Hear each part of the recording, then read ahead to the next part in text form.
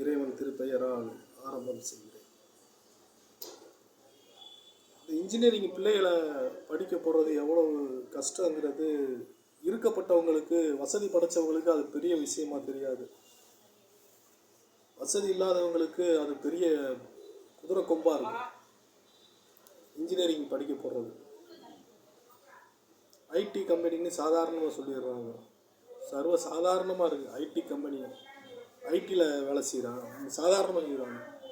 அதை படிக்க போடுறதுக்கு பெற்றோர்கள் எந்த அளவுக்கு கடுமையாக உழைக்கணுங்கிறது அதை நான் முழுமையாக தெரிஞ்சிடணும்.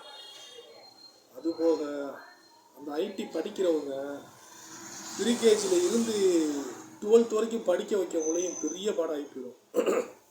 12th படித்து 12th மார்க் அதிகமாக வாங்கி அதுக்கப்புறம் இன்ஜினியரிங் காலேஜில் சேர்த்து அதுக்கு பணத்தை பார்த்தா 1.5 லட்ச ரூபா கேட்பாங்க. 1,50,000 ரூபா மாதத்துக்கு, வருஷத்துக்கு. அது சாதாரண காலேஜில் சேர்க்குறதுக்கு இந்த 1,50,000 ரூபாயை பெறட்டவங்களையும் இந்த ஒரு வருஷத்துக்கு கண்ணே வெளியே வந்துடும். அந்தளவுக்கு படாத பாடுபடணும். பிள்ளைய படிக்கிறத பார்த்தா வீட்டில் வந்து 3 மணி வரைக்கும் ஆம்பளை பையன்னா ஒன்றும் தெரியாது. அந்த பொம்பளை பிள்ளைய படிக்கையில் நைட்டில் ஒத்தையில் உட்காந்து படிச்சுக்கிட்டு இருப்பாங்க. கூட நம்ம உட்காந்துருக்கணும். அவங்க படிப்பாங்க 3-3:30 வரைக்கும். கண்ணெல்லாம் அசந்து வேலையை முடிச்சுட்டு வந்திருப்போம். அவங்க படிக்கணும், கூட உட்காந்துருக்கம்பாங்க. அவங்க படிக்கவங்களையும் பிள்ளையில் உள்ள அவங்க தலையில் உள்ள முடியெல்லாம் கொட்டி போகிற அளவுக்கு படிப்பாங்க.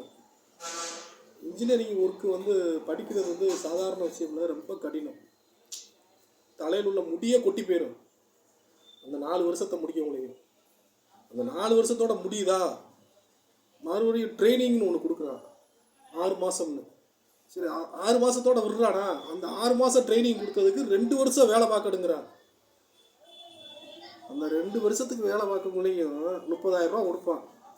அந்த 30,000 ரூபா அவங்களுக்கே போயிடும், சரியாக போயிடும். ஹாஸ்டல் ஃபீஸு, சாப்பாட்டு செலவு, அவங்களுக்கு ஸ்நாக்ஸு, அவங்க செலவு எல்லாம் பசாரிச்சு எல்லாம் பார்த்தோம்னா அந்த 30,000 ரூபாயில் ஒன்றும் இருக்காது.